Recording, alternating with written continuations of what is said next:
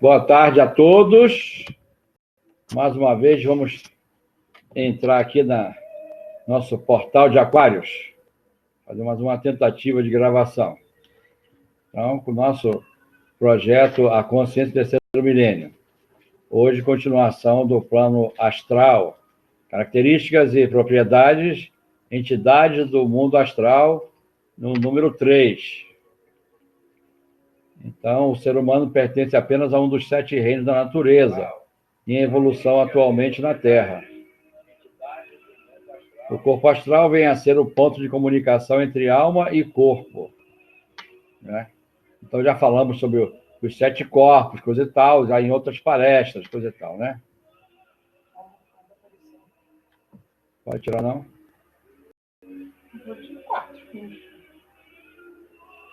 Então, nós estamos aqui para dar aula, fazer palestra, né? Fazer cabeça de ninguém. Nós estamos aqui somente para mostrar uma experiência, um conhecimento, né? Naquilo que assimilamos durante muitos anos dentro da Sociedade Brasileira de Eubiose e pesquisas, estudos que a gente vai fazendo. Então, está aí, né? Boa tarde, dona Eliana, e o pessoal que depois vai entrar também aí. Então, a ciência das idades, de eubiose, é um conhecimento sagrado, tendo origem na árvore da vida, alicerce onde se apoiam todos os movimentos religiosos, filosóficos, culturais da humanidade de todos os tempos. Então, é a árvore sefirotal, vamos dizer assim, né? Na parte cultural, etc. O verdadeiro caminho da iniciação, síntese da ciência, filosofia e espiritualidade, né? É o trabalho do professor Henrique José de Souza. Segundo o glossário teosófico, o corpo astral, ou duplo astral, vital e emocional, é a sombra ou a contraparte etérea do homem, do ser humano ou do animal. O Linga Sarira, ou Sharira, o Doppelganger, que deve ser essa pronúncia, não se confunda com a alma astral. É outro nome de Manas inferior, ou seja, Kama Manas, que é, por sua vez, reflexo do ego superior. Então, nós temos um ego inferior e outro superior. O corpo astral vem a ser o ponto de comunicação entre a alma e corpo, né? E conforme os ensinamentos de Anibesa. Ao viajar pelo plano material, né, quer dizer, havemos de atravessar um espaço incomensurável entre pouco espaço até grande distância. Mas no plano astral, quando se viaja, atravessa-se graus de vibração, ou seja, planos, níveis, né? Isto é, passa-se de um grau de um alto grau de vibração a um mais baixo ou vice-versa. Então, aí, no caso, aí, não se tem como medir as distâncias, e sim os níveis de consciência, etc. Estes variados planos ou subplanos de energia vibratória constituem as condições geográficas do mundo astral. Há vários planos e subplanos ou regiões do mundo astral onde se pode viajar, porém, toda a viagem astral se opera simplesmente pela transição de um grau de vibração a outro. Muda-se o foco da consciência de um nível para o outro.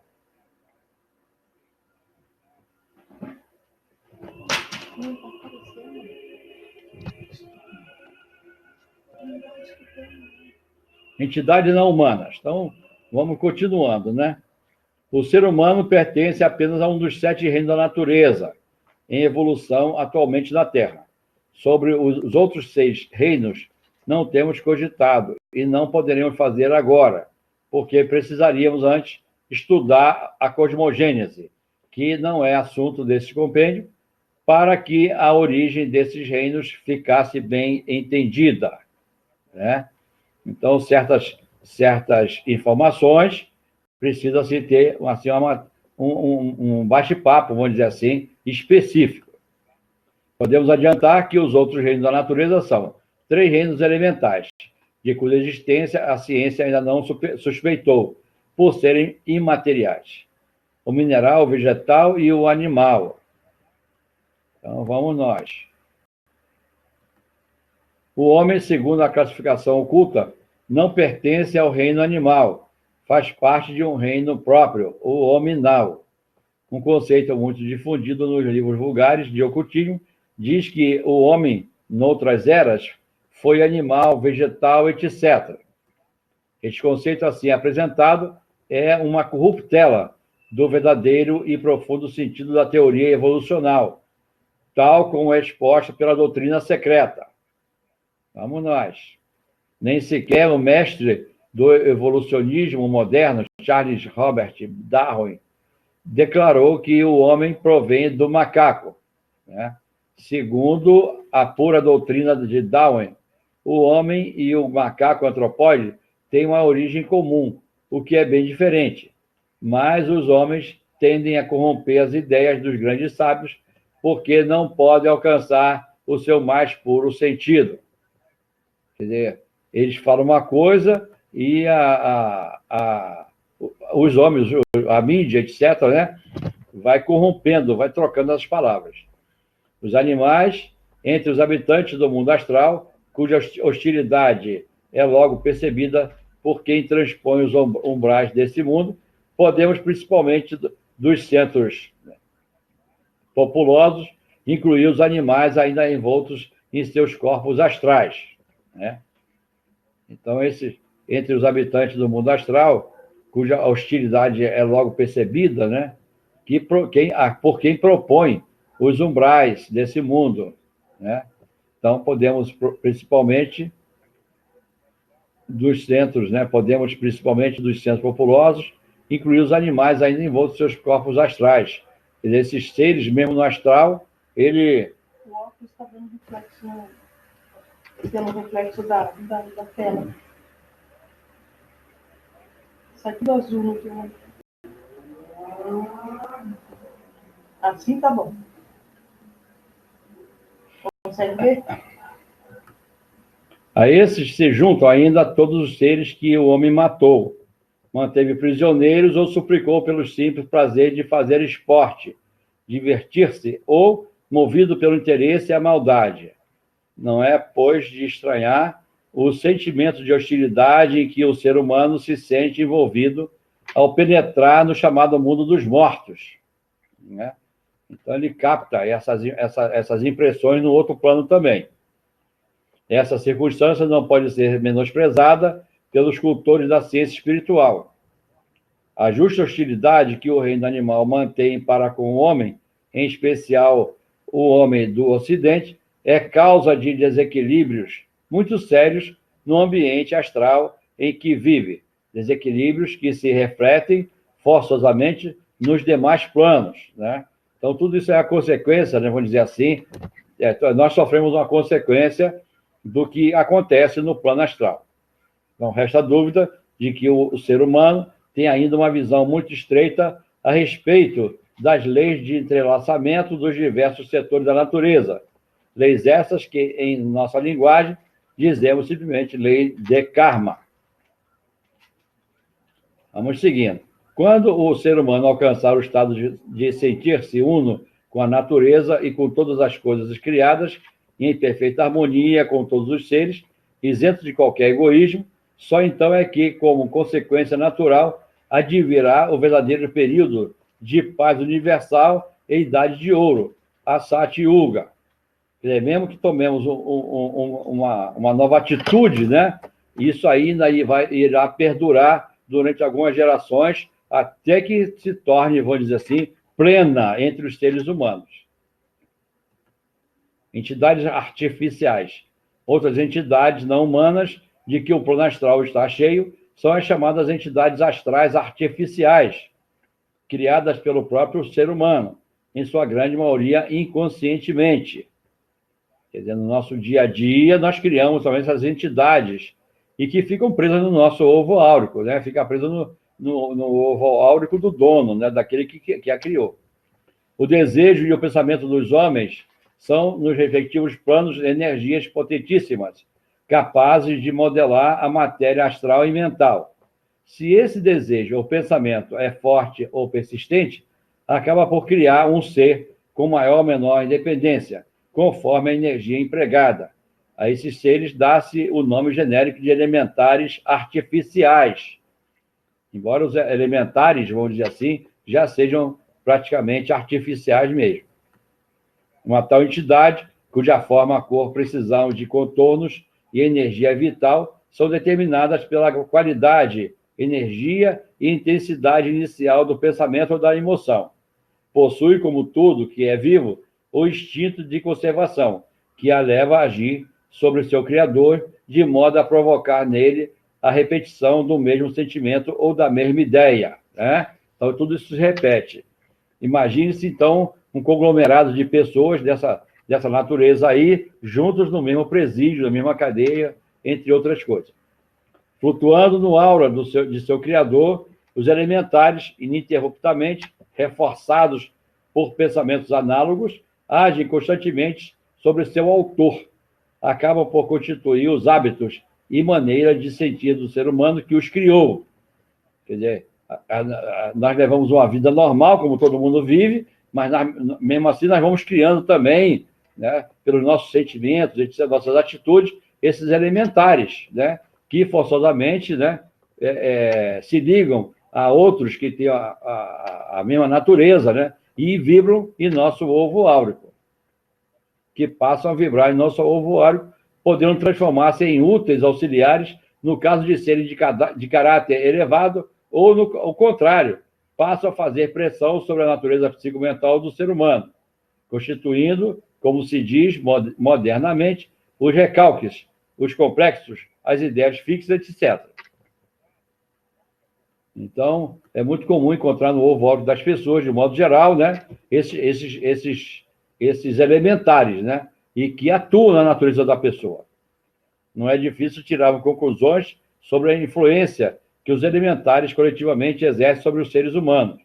Quando ocorre de muitos seres pensarem e sentirem da mesma forma, cria-se elementares coletivos potentíssimos, como no caso dos sentimentos nacionais ou de raça, ideias ou sentimentos religiosos, etc., os quais exercem influências em todas as nossas concepções. Uma coisa interessante que está acontecendo agora no futebol, que quando se canta o hino nacional, o pessoal passa a cantar a segunda parte do hino nacional, coisa que não era feita, né? Agora entrou no esquema desde a Copa do Mundo e as pessoas estão agora tomando também essa iniciativa, essa decisão. Isso explica muito dos fenômenos da consciência das multidões e deles se aproveitam os condutores de povos para os seus objetivos, quer de libertação, quer de escravidão ou escravização. Esses elementares coletivos constituem a base em que se apoia, vamos ver aqui, a chamada psicologia das multidões, a qual reconhece que a psicologia coletiva não é igual à soma da psicologia dos indivíduos que integram o corpo, né? Aí vem o determinismo, coisa e tal. Vide, a esse respeito, os estudos de Gustavo Le Bon. Se todo desejo, se todo pensamento gera, no respectivo plano, um elemental artificial, é de se imaginar a multidão dessas entidades que pululam nos mundos sutis, quer em número, quer em espécie, né? Embora criado pelo ser humano, na maioria das vezes, inconscientemente, não fica necessariamente sujeito ao controle do seu criador, passando a ter uma vida semi-independente, cuja duração é proporcional à intensidade do pensamento que o criou, podendo ser de momento, como de horas e até de anos, né? Até anos. Então, repetindo, embora o criado pelo ser humano, a maioria das vezes inconscientemente, não fica necessariamente sujeito ao controle do seu criador. Passa a ter a vida semi-independente. Ele despacha, ele solta esse elemental no plano astral, cuja duração é proporcional à intensidade do pensamento que o criou, podendo ser de momento, como de horas e até de anos. Quer dizer, quanto mais intensa for a atitude sentimental, mais forte vai ficar esse elementar. Há, entretanto, possibilidade de serem criados elementares artificiais de maneira consciente, por quem sabe manejar as forças vivas da natureza. É evidente que os elementares formados conscientemente são muito mais poderosos do que os formados inconscientemente. Então, uma atitude mais enérgica, mais forte, isso aí vai criar um elementar de vida, vamos dizer assim, de energia mais duradoura. Tanto os ocultistas da magia branca quanto os da magia negra utilizam, com certa frequência, os elementares artificiais em seus trabalhos, e poucas são as missões que essas criaturas não possam cumprir, uma vez bem criadas e convenientemente dirigidas. Tais elementares permanecem ligados ao seu Criador e agem como se fossem uma segunda pessoa, um desdobramento daquele que os criou. Veja só qual é a situação, né? Então, vamos nós. Acabamos de ver, a largos traços, né, os habitantes do mundo astral, responsáveis por toda a fenomenologia hiperfísica, de que poderemos ter ciência, quer em nossa vida física, quer na astral. Não esquecer, contudo, que não há ainda outros planos em que o homem, o ser humano, vive e viverá conscientemente, como, por exemplo, o mental e o causal, né? Também dá uma olhadinha lá atrás, nós temos também essas palestras. À medida que os estados de consciência são mais elevados, mais próximos do espírito puro, deparamos com muito maior riqueza de material, embora cada vez mais estranho. Então, cada vez que nós vamos passando, a pessoa vai subindo de plano, ela vai tendo uma gama, né, de cores, etc., né, cada vez mais rico, né, para trabalhar. A vida após a morte. Com o correr dos tempos, o veículo físico que abrigou os outros seis veículos se desgasta e ocorre o que chamamos de morte.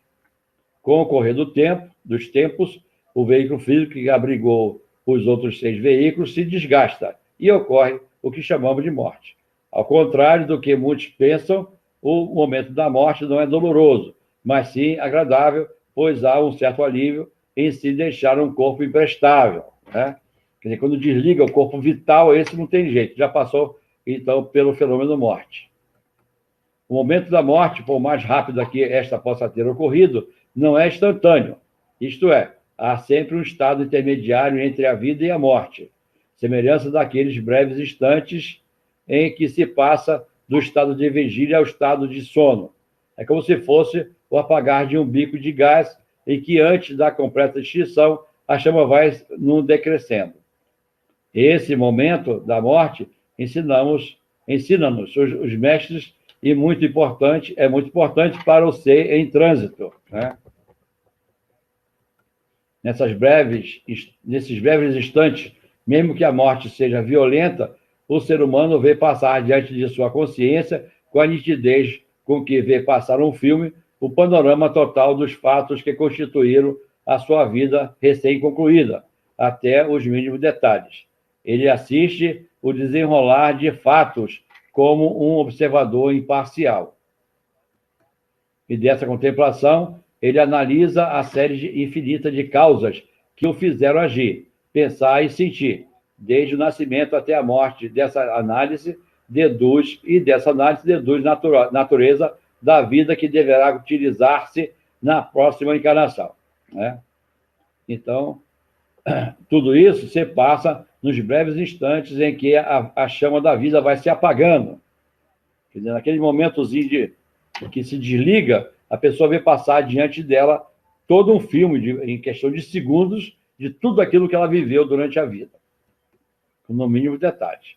Tenhamos em conta que o fator tempo não é o mesmo em todos os planos, tendo esse momento tão importante que é a transição e necessitando o moribundo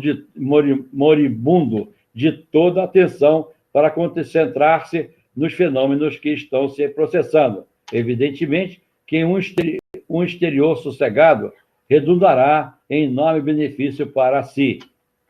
Então, é o caso de fazer silêncio, coisa e tal, né? E tem gente que o pessoal fica em orações naquele momento da morte.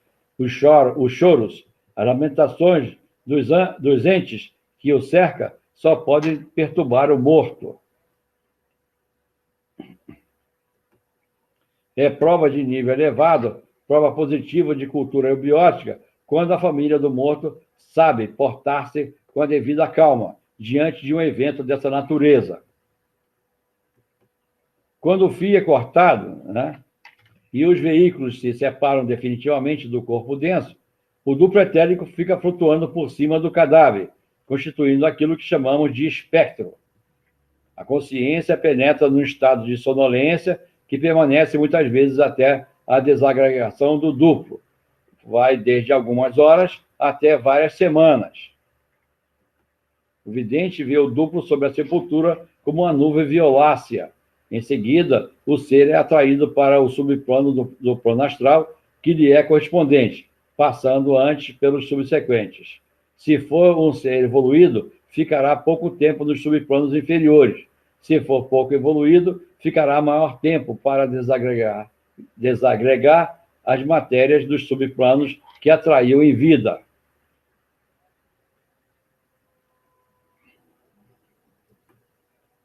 Entretanto, há pessoas tão apegadas à vida física que, quando morrem, revestem o corpo astral de matéria etérica do corpo abandonado. Repetindo, entretanto, há pessoas tão apegadas à vida física que, quando morrem, revestem o corpo astral de matéria etérica do corpo abandonado.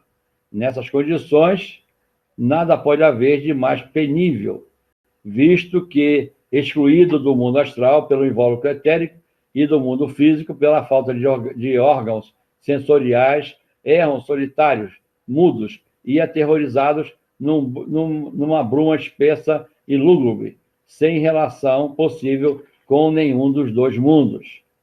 Deve ser um sofrimento, né? Ficar entre um plano e outro.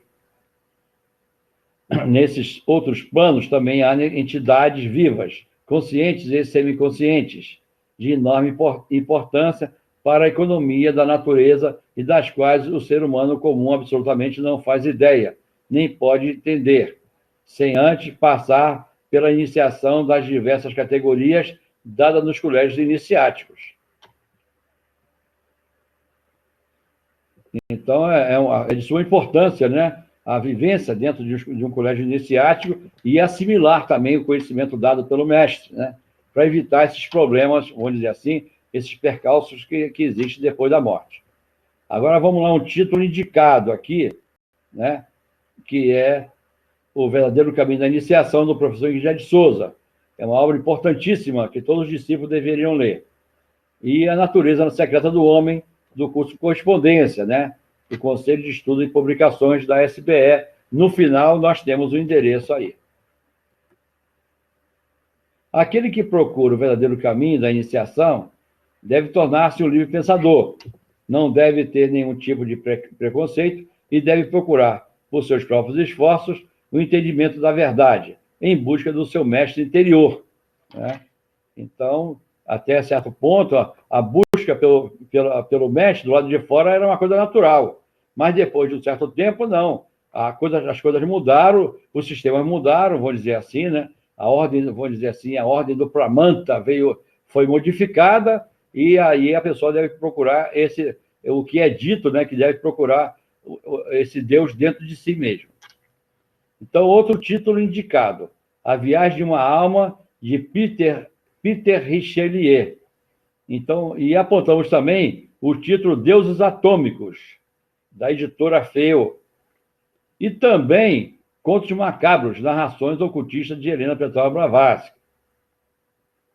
Tudo aí são temas complementares. Aí, repetindo aqui, a voz popular anuncia, sua alma, sua palma, cuja sentença popular significa que cada criatura humana receberá o prêmio ou castigo correspondente ao bem ou ao mal que pratica. Nessa sentença, a voz popular está ensinando a lei do karma, a reencarnação, o que equivale a dizer: a alma é mutável, reencarnante até conseguir ajustar perfeitamente todos os seus veículos, né, todas as estruturas, desde a física até a espiritual, senão a conquista da imortalidade eucarística, da supervivência, da iluminação, no plano físico, no plano da forma. E assim está aí. Vamos ver. Aí encerramos o nosso bate-papo de hoje, né? Então, a iniciação do professor José de Souza foi ainda superior à dita maêutica, maia budista das iniciações antigas, porque não iniciou apenas filósofos, eruditos, teólogos, cientistas, pedagogos, mas também criaturas humildes. Ensinou, sim, aos seres humanos de todas as classes, de todos os níveis de cultura, de sentimento de evolução. Então, está aí o trabalho do professor José de Souza, né? A Sociedade Brasileira de Eubiose prima pela liberdade interior, né? A eubiose, a ciência da vida, é um plano universal de evolução que segue 3 caminhos. Desenvolve a emoção pela educação, a inteligência pela instrução e a vontade pelo trabalho, em busca do seu Deus interior. Mantém vários departamentos nas principais cidades. Curso de correspondência. Está aí o telefone, né? Também o e-mail. E ainda o ensino à distância, o EAD, né? Aí é só se informar com esses endereços que aí estão. Então, quem mora em algum lugar que não tenha departamento por perto, né, pode se filiar à eubiose através do curso de correspondência, etc. Então, está aí o nosso trabalho, né? Um trabalho rapidinho, né? É um trabalho complementar. Nós estamos tentando fazer um teste aqui. Se realmente não tiver problema, nós vamos deixar no ar. Se não, a gente vai apagar e vamos fazer outro, né? Vamos tentar. Então, vamos lá. Então, prestigie o Portal de Aquário, está aí, portaldeaquario.com.br. Temos aqui também os livros indicados, a literatura também, para oferecer às pessoas que não são da eubiose. E agora aí o índice de todo o material que nós já publicamos. Então, está aí, não é consecutivo, vamos dizer assim, né? A não ser pela espiritualidade. Então, pode dar uma olhadinha, escolher os temas aí. Muitos temas são complementares, né? Um dá continuidade no outro, tem continuidade no outro. Pode dar uma olhadinha, né?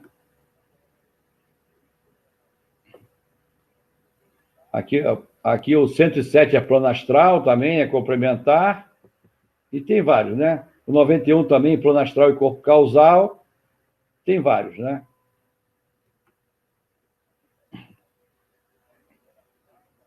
Então, está aí. Aí aqui, o 157, mônada e individualidade. Tudo isso são matérias complementares, né? Afropermanente também, quer dizer, tem uma série de palestras, né? Uma complementando a outra. Aí vai entrar também aqui 176, Karma Coletiva e Iniciação,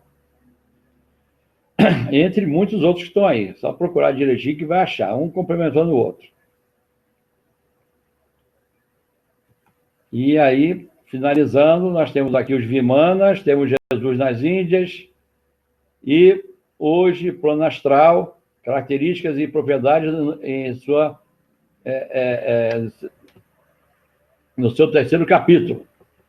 Então, hoje fechamos essa parte. Semana que vem temos o de número 200, que é o plano astral e tal, de índice 4, né? E aí vamos fechar essa parte de plano astral. Então, está aí. Obrigado, um grande abraço. Obrigado, dona Lica, que está aqui com a gente e tal. E querendo, escreva para nós, né? Para tirar dúvidas, acrescentar alguma coisa e tudo mais. Então, está aí o nosso trabalho. Um grande abraço, saúde, boa sorte e até sempre. Tchau, tchau.